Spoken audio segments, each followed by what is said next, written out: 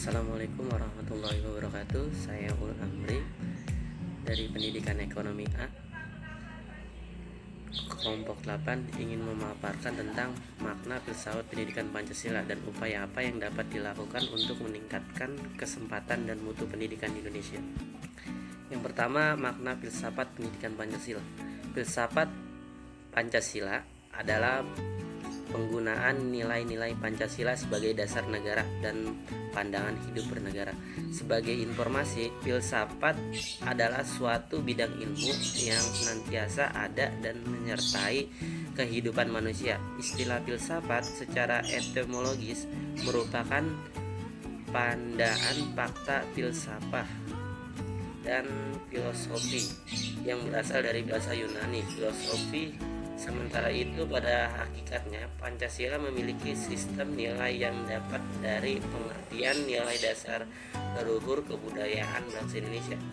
Dari unsur-unsur kebudayaan tersebut berakar dan mengalir sehingga membuat secara keseluruhan menjadi terpadu menjadi kebudayaan bangsa Indonesia.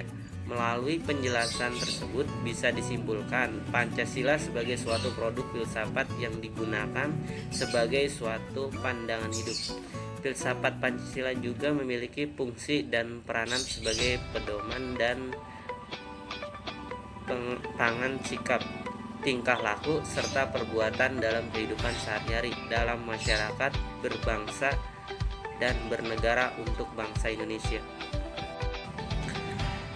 Yang selanjutnya, upaya ataupun cara peningkatan mutu pendidikan di Indonesia.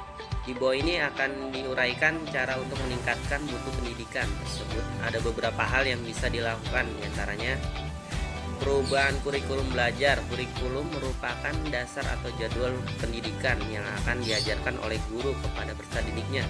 Perubahan kurikulum ini bisa meningkatkan pendidikan, namun dengan perubahan kurikulum ini kadang menimbulkan kontroversial bagi semua orang.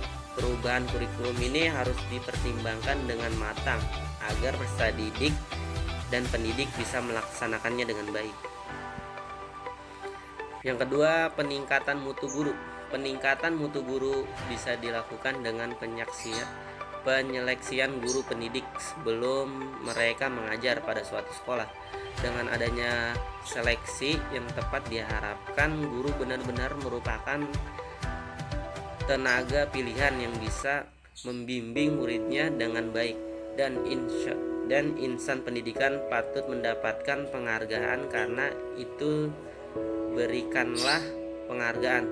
Manajemen sumber daya manusia mengatakan penghargaan diberikan untuk menarik dan mempertahankan SDM karena diperlukan untuk mencapai saran organisasi. Staf guru akan memotivasi jika diberikan penghargaan estetik, gaji, tunjangan, bonus, dan komisi maupun penghargaan insentif, ujian, tantang, undangan, pengakuan, tanggung jawab, kesempatan, dan pengembangan karir. Manusia mempunyai sejumlah kebutuhan yang memiliki 5 tingkah, yakni mulai dari kebutuhan fisiologis, pangan, sandang, dan papan, kebutuhan rasa aman, terhindar dari rasa takut akan gangguan keamanan, kebutuhan sosial bermasyarakat, kebutuhan yang mencerminkan harga diri, dan kebutuhan mengaktualisasikan diri di tengah masyarakat.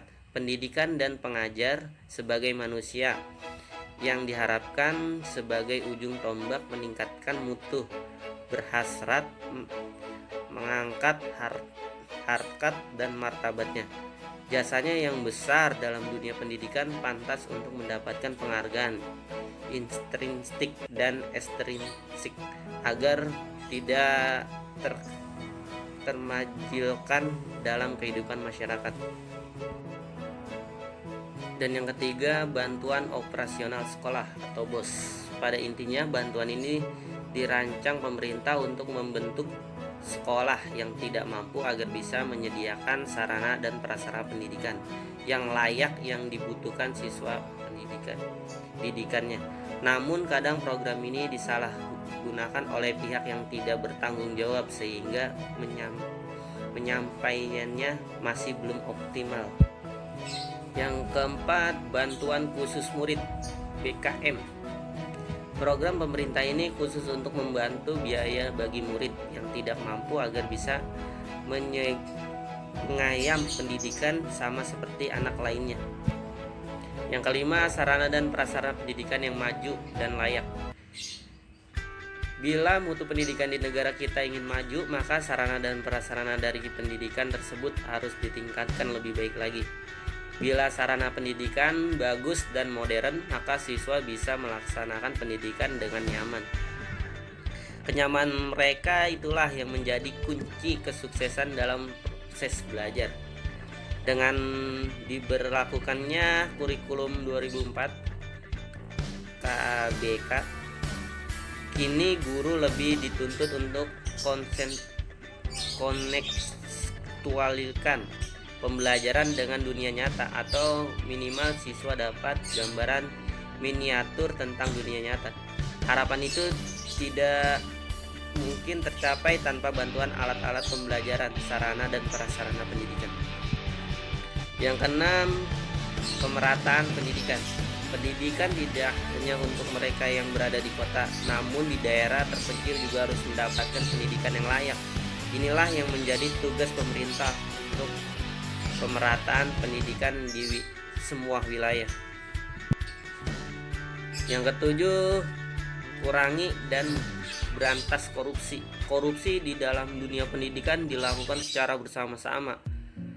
Amin Rais menyebutkan korupsi berjamaah dalam berbagai jenjang, mulai tingkat sekolah, dinas sampai departemen. Pelakunya mulai dari guru, kepala sekolah, kepala dinas, dan seterusnya masuk dalam jaringan korupsi. Sekolah yang diharapkan menjadi benteng pertahanan yang menjunjung nilai-nilai kejujuran justru mempertontonkan praktik korupsi kepada peserta didik. Demikian presentasi dari saya, kurang lebihnya mohon maaf. Wabillahi taufiq hidayah. Wassalamualaikum warahmatullahi wabarakatuh.